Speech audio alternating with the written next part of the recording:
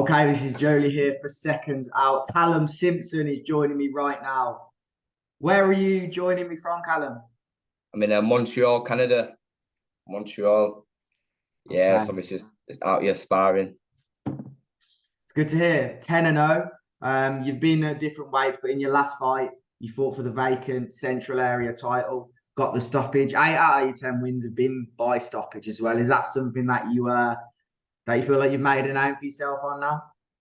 Yeah, 100%. Yeah, I think a lot of the guys that box, obviously, when you know we're going to beat them, but it's about how you beat them. And then for me, obviously, there's a lot of boxing in the UK at the minute, a lot of different promoters. So I think it's a little bit saturated at the minute. So obviously, you need to make a name for yourself. You need to show what you're about, and obviously, but that's what I've tried to do. Like I said, my last 8 fights have all been come from the stoppage, 5 in the first round. So whenever I go into fight, obviously, I'm going to show that I mean business. You know what I mean?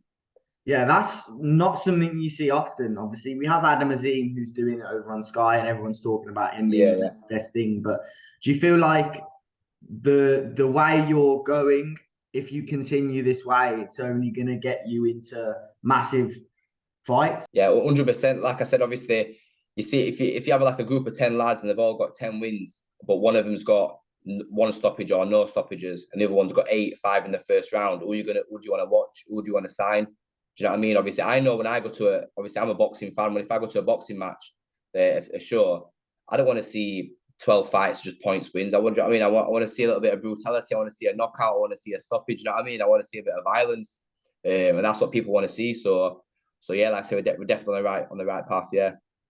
Where do you want to fight? Which weight would you say you're best at? Super middleweight for me, super middle. Obviously, my last to be fair, when I first turned pro, we thought I was going to be cruiser because obviously I were a Yeah, little bit heavy. I were a little bit heavy, exactly. Yeah. and obviously as I've obviously just kind of been in the gym more and dieted more, my weight's come down nicely. And then we thought, right, I'll do light heavy. And obviously my first few fights were just under 13 stone. And then obviously I think I did 12 and a half day before weighing when I boxed on the Josh Warrington undercard a few years ago. I made 12 and a half very easily. Since then, we just kind of brought the weight down each time. Obviously, especially with COVID, a lot of the weigh-ins were the day before, so we Yeah. kind of used that to our advantage and just kind of brought my weight down slowly. And then the last one I made 12 dead easy. I could have got even under 12. Do you know what I mean? So yeah, so we're gonna campaign at 12 stone super middleweight. Yeah, very comfortable at that. Now, you've mentioned you're sparring obviously in Canada at the moment, but do you have any plans to be fighting abroad in the future, or do you think the UK is where you want to kind of make a name for yourself? Yeah, I don't have any plans at the minute. Obviously, I'd love to come over and fight in America or Dubai or anywhere. To be fair, whether it's England or Europe or anywhere else. You know what I mean? Obviously, but yeah, there isn't any plans at the minute to be fighting abroad. No, nothing in the pipeline to fight abroad. How did you get the call then from Beterbiev, obviously ahead of this fight with Anthony Yarde?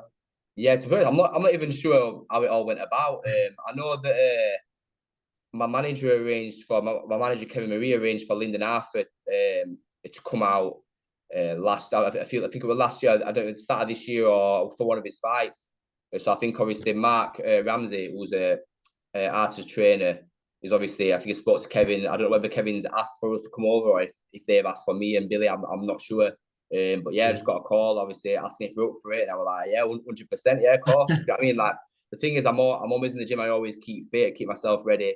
So obviously, for opportunities like this, you know what I mean. So obviously, luckily, I were in shape, and I was like, yeah, 100%, jump to the chance for it.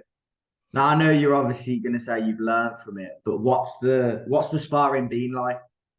Obviously, I've only done one spar with him, so Okay. but yeah, to be honest, mate, obviously I'm over here as like a peer sparring partner, so I can't really talk about the sparring. You know what I mean? But it's been enjoyable. It's been enjoyable. Yeah, it's been good to see. Yeah, it's been enjoyable. How do you think both guys can win the fight? Well, I think they're both big punches, aren't they? They're both Yeah. very big punches. Obviously, I felt Artur's first hand, and obviously I've seen Yarde, so. I think it's probably look from an outside point of view. Obviously, it looks to me like Artur will win. Probably late stoppage, I reckon. That's my prediction. I'd say. Yeah, it's interesting how it's all come about, but how long are you going to be out there until? I'm here until Christmas Eve. Christmas I was Eve. going to say that would have been Yes, so difficult for you to. Yeah, I need to get back and see the family and see the missus for Christmas. Yeah, so so I fly back Christmas Eve. We'll get back at like 6 p.m. Christmas Eve, and then yeah, we've not got any plans to come back out as of yet. But give me 1 second. But obviously, after speaking to the so after speaking to the obviously the trainer after the sparring, they were very happy with the spar, impressed, and obviously could possibly come back out the start of next year. I'm not sure yet, but yeah, they were happy with the spar, the work I was giving him, my style fits nicely. So yeah, they were happy.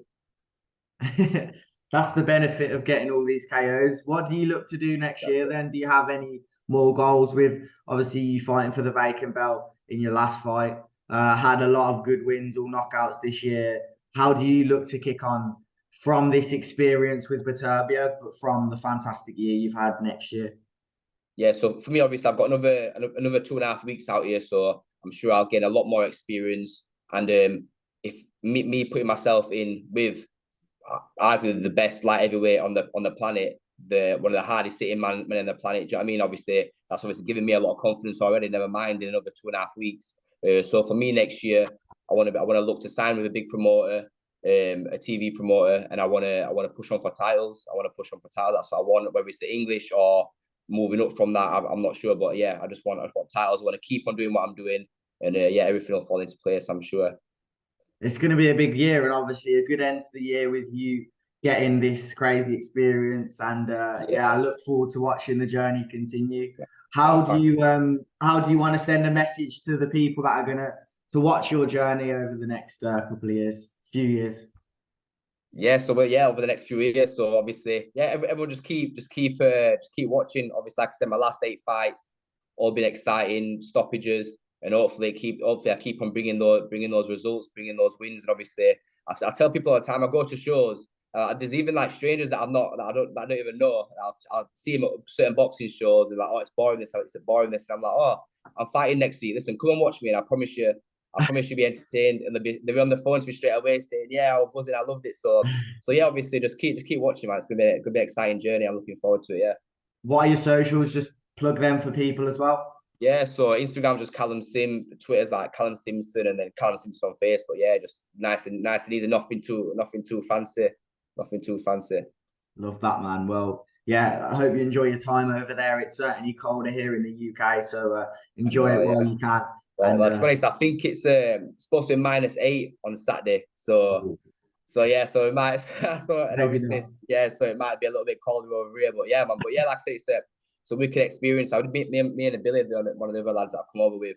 We were just on a little run earlier, and we were both just like, can't believe how good it is out here. It's a beautiful city, and we're just like blessed to have this opportunity to come, like I said, spar the best in the world and kind of see how they train. Yeah, so I'm very, very privileged, and yeah, it's a big opportunity. Yeah, so I'm loving it. But yeah, thank you for your time, mate.